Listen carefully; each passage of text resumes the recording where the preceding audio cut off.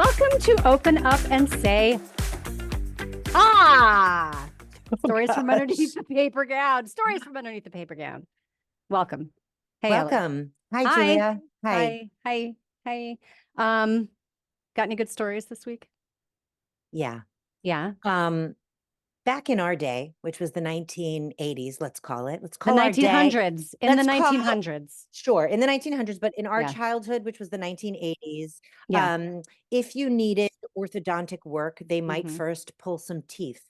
Nowadays, they What have they did to learned me. that it's bad to pull teeth Mm. because it can cause all kinds of breathing issues later on. I'm not going to explain why. Ellie, I had so many teeth pulled. I know, you've told me it's insane. And so did my Insane. husband, and so did my cut. Like, I didn't have this because my parents did. They were like, your teeth You are had good fine. genetics.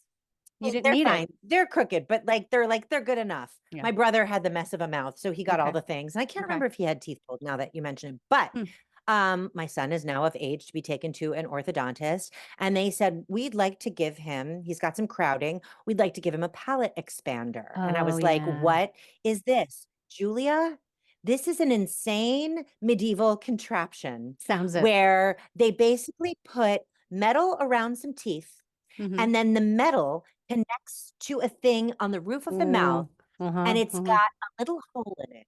And what you have to do as a parent, they give you a thing that looks like it was made by MacGyver. It Yeah. looks like the stem of a plastic knife with a broken off curved bit of a paperclip stuck on the end of it. Okay. Your child lays down with their mouth wide open, upside down. You stick this knife with a paperclip in this teeny tiny hole at the top of the palate expander, and you rotate it like the tiniest little bit until it clicks into place. And what it's doing is slowly but surely expanding literally his palate, stretching his palate wider and wider and wider each night to then make, because at his age, it hasn't fused together yet. So it stretches it out to make room. And it's the most insane fucking shit I've ever had to do as a parent. And my poor husband, it's really hard to fit the little thing in the hole and get it just right. Like, I don't know why. Like your son's tiny mouth.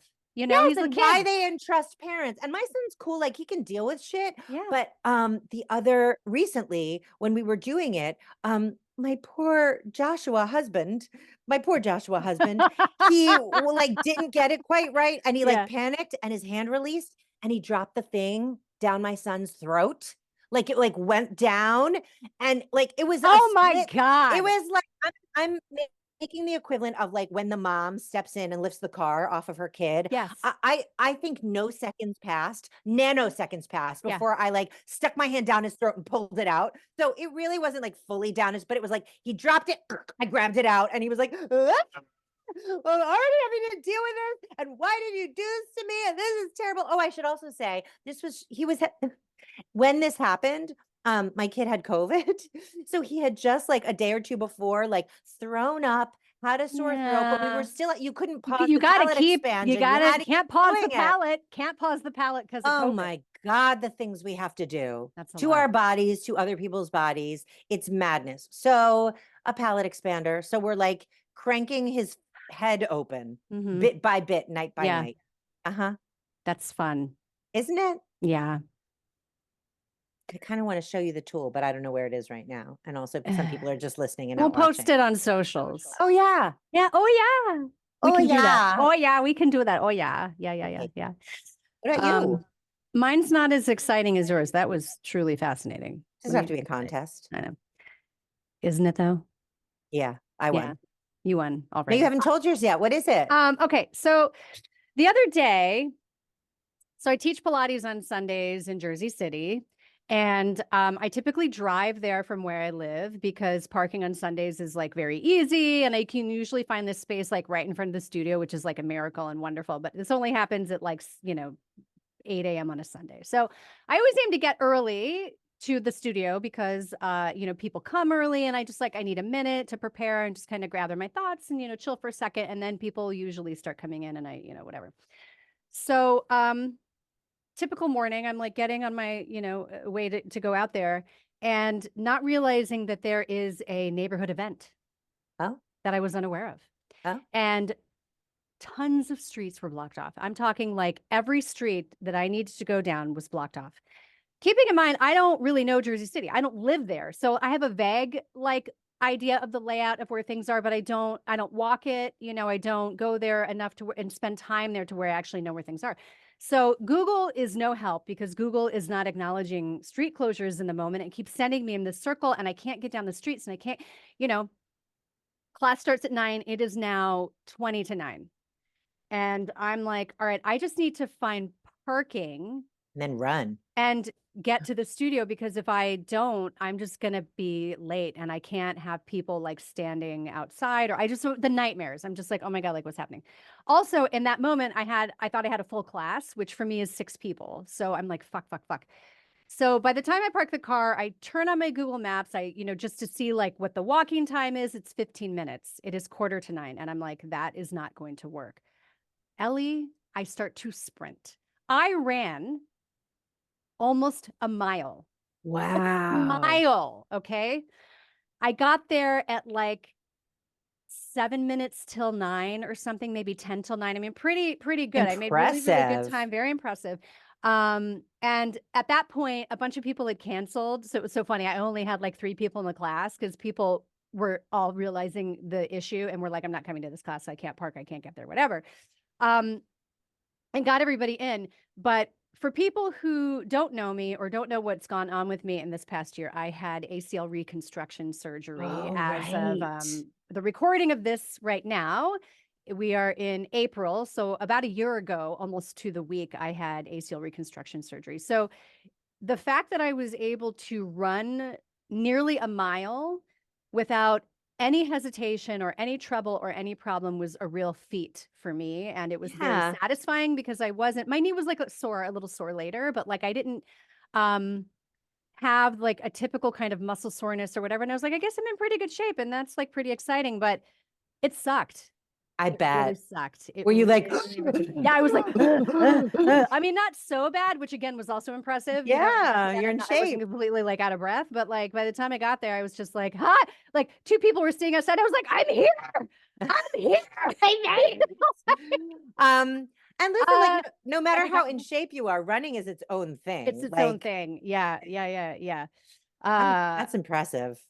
Thank you. I was impressed with myself, but Did also you hurt was like the that next fucking day? sucks. No. I mean, I have a little soreness in my shins, like, and honestly, I think if I had had the time to stretch before I sprinted, I'm sure I would have been fine. So yeah, I'm very impressed with myself and you're welcome.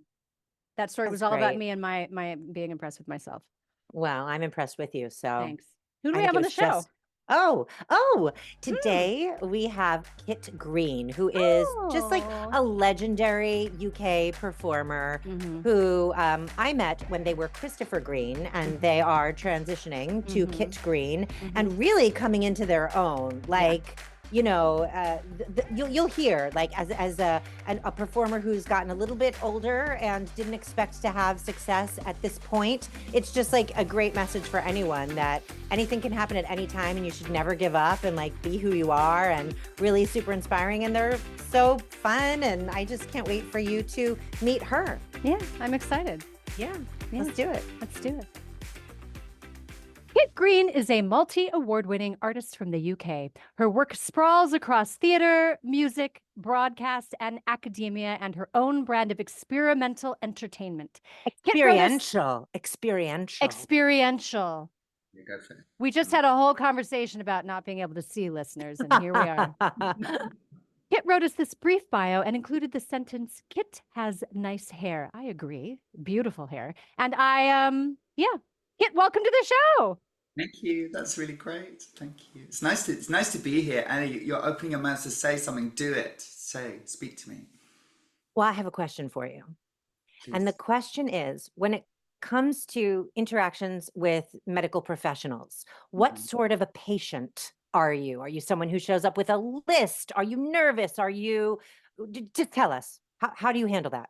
Oh, that's such a good question. I think I'm proactive. Okay. I think I'm engaged. I think I'm collaborative. All of which people listening will be like, "You're a pain." She's an Collaborative, asshole. collaborative, AKA I'm a pain in the Bushy. ass.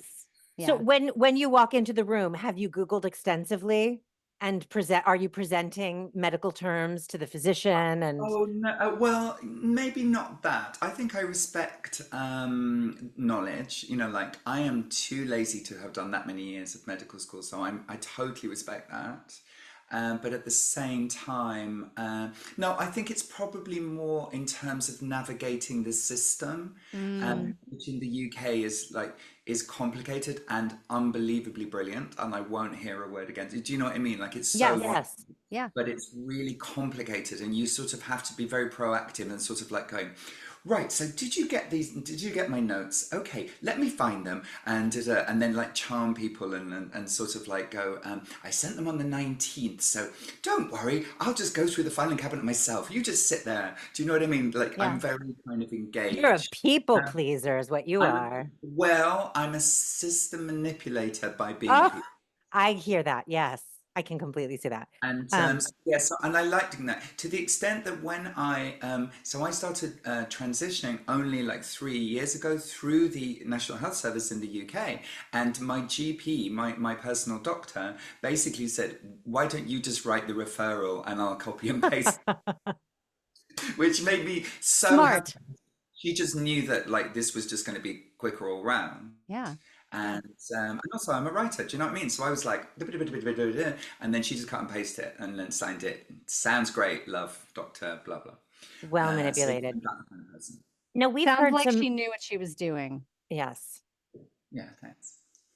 We've heard from some friends in the US who have transitioned or are non-binary that some medical professionals are confused or frustrated about how to address them or how to handle it. Would you agree, or do you find that in the UK it's more progressive and generally everyone's cool? It's no, definitely not that. It's really, really complicated to fully change gender in the system because the system is kind of clunky, like all kind of man-made systems, and so I haven't done that, which leads to sort of confusion. And yeah, I mean, it's like everything, you have to sort of like elegantly guide people through it if you can. And sometimes there's just out and out embarrassment, but that's medical interaction, isn't it? I think it's just about being clear. Um, my GP, my local doctor, I'm really, really lucky because I live in North London, and my GP is 98% Greek, because it's a very Greek area. I'm not Greek, okay? And it's mainly little Greek ladies. I say little because they are. And like literally Greek widows wearing black. I think I'm their only trans patient who isn't a little old Greek lady. And so I literally ring up and go, "Hi, it's Kit," and they go, "Okay, putting you through." Like they. So my note to anyone is find a demographic where you don't fit in, and then because you're going to stick out anyway. So you might as well be the only one that sticks out. So there we go. That's my way of navigating through it. Great advice. Yeah. That way you get what you need when you call, they put you through. Yeah, Yes. exactly. And basically my advice is just always be special. Always be, Uh, That's always good advice be across all special. things. Always be Yeah. special. Always be Take that. special. Yeah. So Kit, let's get to your story. I thought I recognized you. That's the title, everybody. Yeah. So of course, I presume most people go for something to do with embarrassment, but which is fun. But the first thing when I heard about this was like, oh, there are many things I could say, but it's a sexual health screening, and so even now there's kind of obviously I have to have certain kind of sexual health screening which are appropriate to my genitalia. Let's just say it that way. So this male nurse, was sort of doing a swab. Let's just put it that way. But whilst he was preparing to do the swab and was kind of being very respectful, um, was sort of like kind of half doing jokes. And I'm like, I don't really know what these jokes are about, but they were sort of slightly, and Ellie in particular, you might know where this is going, but slightly sort of country music orientated. Huh. And it was only when literally having to do as sort of a very, very, very intimate swab, which involved him being, and I was standing up, which I've never had before with this particular procedure. But anyway, I was standing up, and which involved him, because I'm quite tall, but anyway, probably wouldn't he, was on his knees. And then he sort of like looked at me from this angle and then went, I'm 100% sure. And then basically said, you're Tina C, aren't you? And I went, like, make this end because it's really embarrassing. And then he went, I thought I recognized you. Oh my goodness. It was so embarrassing because I don't. So I used to perform this character who's an American country music singer who did songs like "I'm Just Roadkill on the Freeway of Your Love" or "No Dicks as Hard as My Life," those kind of things, an appropriate song under the circumstances. And I didn't used to get recognized very much for that character because I don't really look like that character who is like, very over the top, very glossy, very Cowboy hat, fringe, full French, face of makeup. just think Cowboy Carter, before Beyonce went down there. Love Beyonce. Yeah. Who doesn't? So yes, so it's like this. So I didn't used to get recognized as that character very much. So that was like the worst possible moment to be recognized for that character. Someone's on their knees swabbing your bits Yeah. and looking up at you and calling It, out it was that made it worse to me. So the I'm positioning. like this, Sure. going, make this stop. It's very filmic. It's a scene from something. It's like some sort of sitcom, 100%. some sort of like Amy Schumer moment, Yeah. is what I'm seeing. Very film. Is it weird though that I'm impressed that this person recognized you while also being completely mortified? Yes. No, it's really good. I wasn't displeased with the being recognized. It can be both. It was literally just the timing. I Yeah. mean, and of course, I'm sure this comes up all the time in this kind of medical, these medical discussions. It's like, couldn't you just have waited 4 minutes? Yes. 4 minutes. 4 Yes. minutes. Then I would have been delighted because Change also, physical positions. Let me put everything back in my trousers or yeah, skirt exactly. or whatever you're wearing. Let's just freshen up. Let's all just like pretend that never happened. And then, oh, by the way, Right. would I be a million miles away if I whatever? Sort of That's a lot. similarly, but not quite. I was at the gyno once and full on feet up in the stirrups. I think the finger might have been inside me when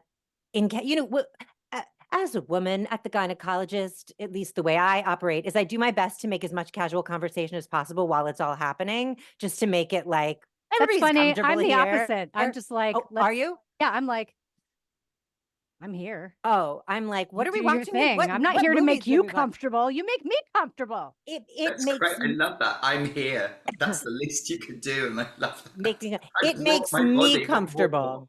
Yes, It yes. makes me comfortable That to tracks, have Ellie. conversation and Yes. make right. So anyway, this woman's like, fingers are inside me when we basically learn that her nephew and my son are friends, and like I know her whole family, and it's fine, but it's just weird. It's just you'd rather that provider be just a complete stranger, Yeah. and then when you come to really, you're so and so's sister, okay, and your kid has got it, yeah, okay, Or again, wait till they take, when they're like, okay, sit back. They take the gloves off and they kind of scooch their stool back. And then they're like, oh, by the way, I recognized your vagina from school. You're a friend of ours, My vagina is often on display at school.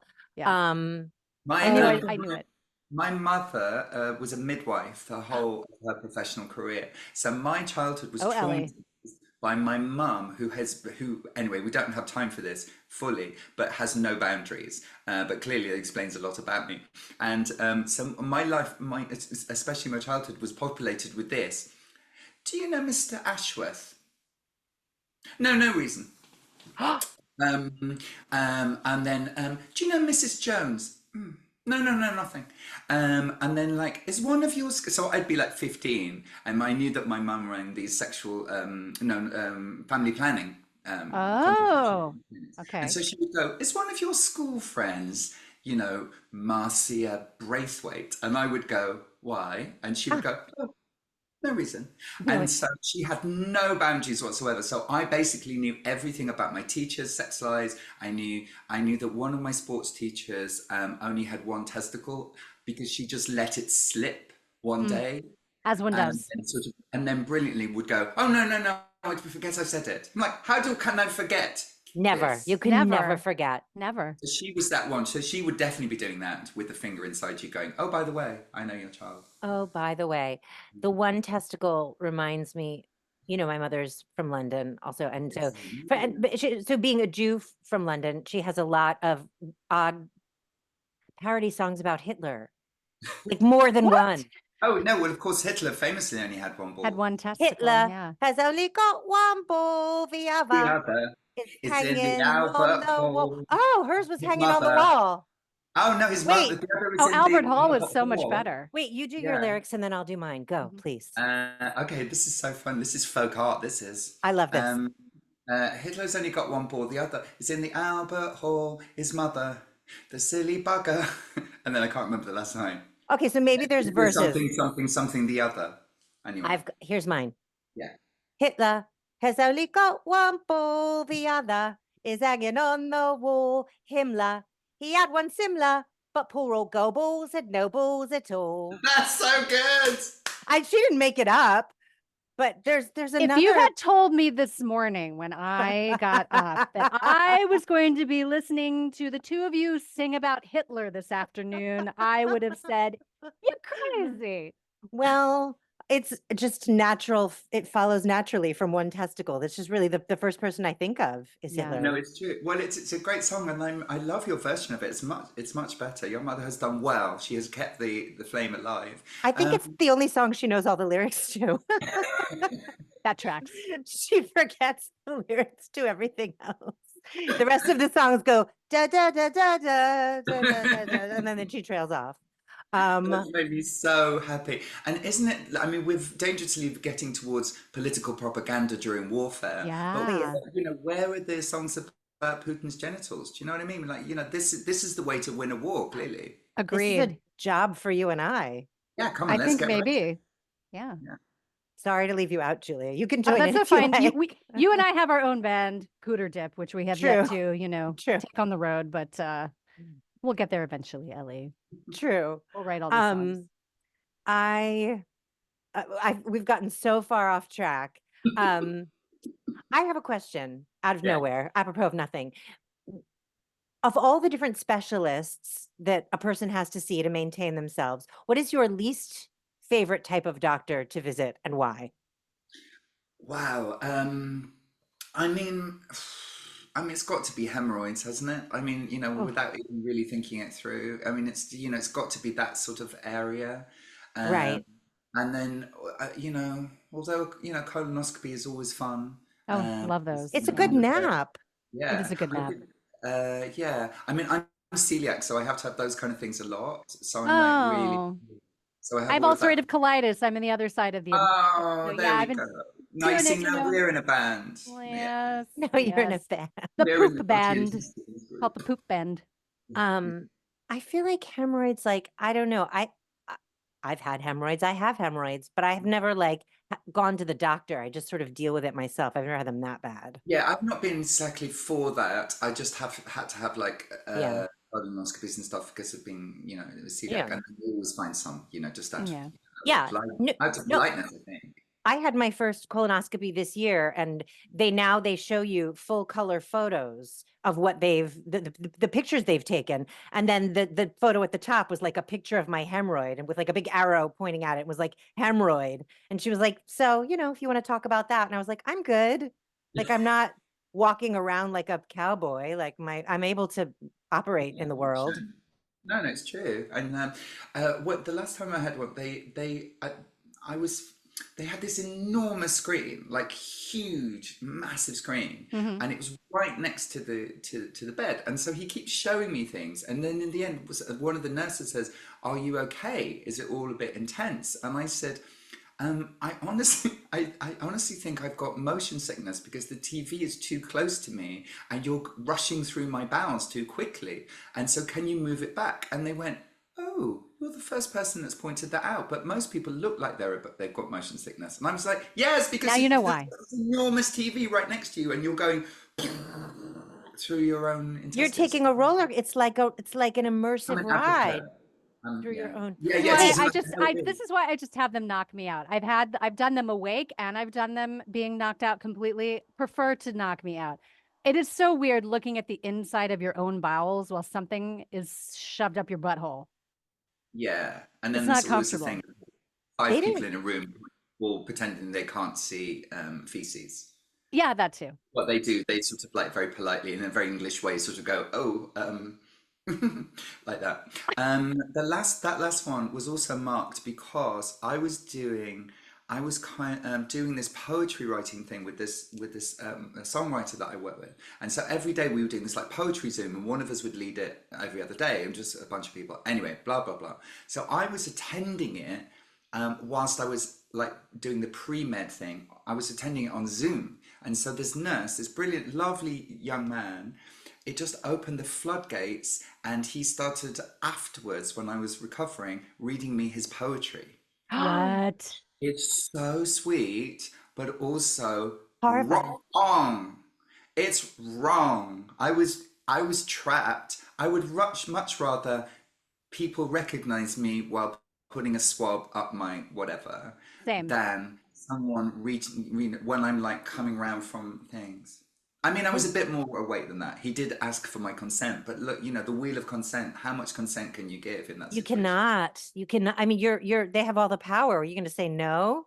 And also somebody saying, I also write poetry, can I read you some of my poems? The answer is there's only one answer, certainly if you're British, which is, yes, of course. How lovely. And poetry is a slippery slope. It is. I mean, what are you supposed to do with your face when somebody's reading you? It's like you either like look blissed Unless it's out very or short and very funny, Yes, like which do is like a fine. not haiku. read A it to me. haiku. I want to hear a haiku. Yeah, That's I all I want to really. hear Yeah. haiku when I've just had something flushed up my ass. Yeah. Do you remember if the poetry was good? I don't really, but I do remember that he followed me on Instagram and would send me poems on Instagram for No. a long time, and then I had to employ the block method. That's That is a story. It is. Oh, wow.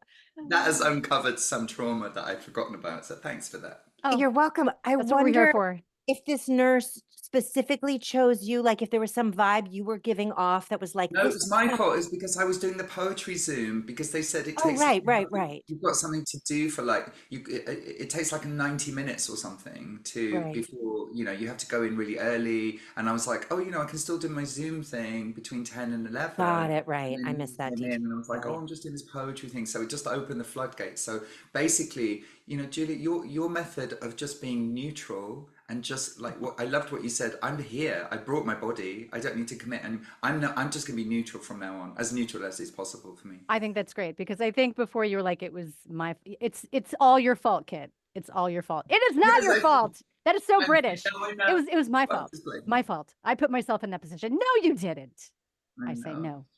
Before we go, Julia, I kind of want you to answer the question that I asked Kit. What's your least favorite type of practitioner to go to? Because mine is the dentist. Like I would rather Mm. have a gyno appointment, a boob squish, Mm. anything almost than go to the dentist. I deal with it fine, but I fucking hate it.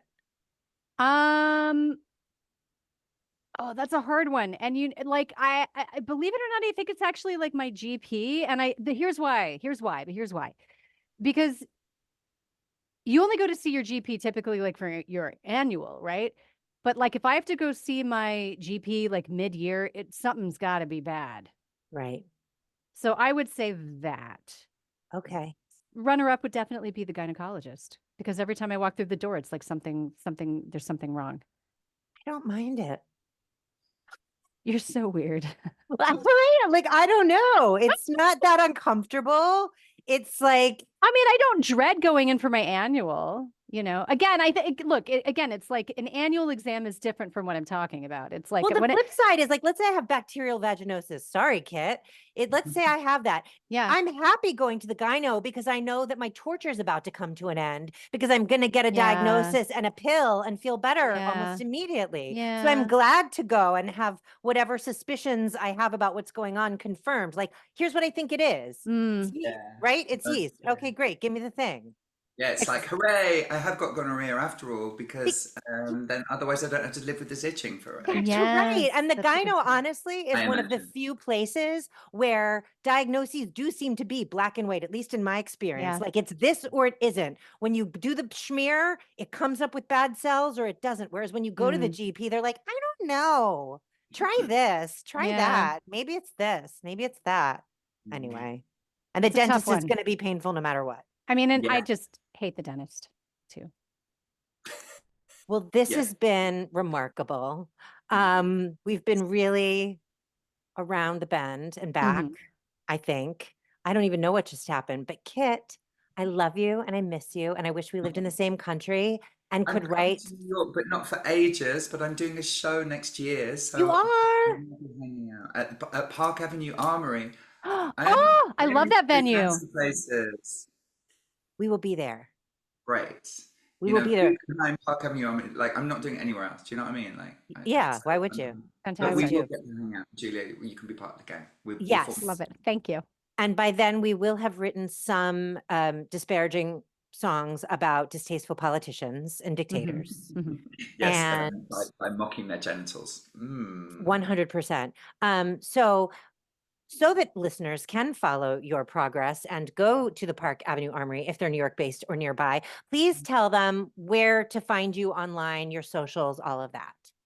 Sure. So I am Kit_Green on Instagram and X, and that's basically all I can be bothered with. That's the best place. Too old to do TikTok, even though I do, and then I mispost things, and it's just hilarious when I look back.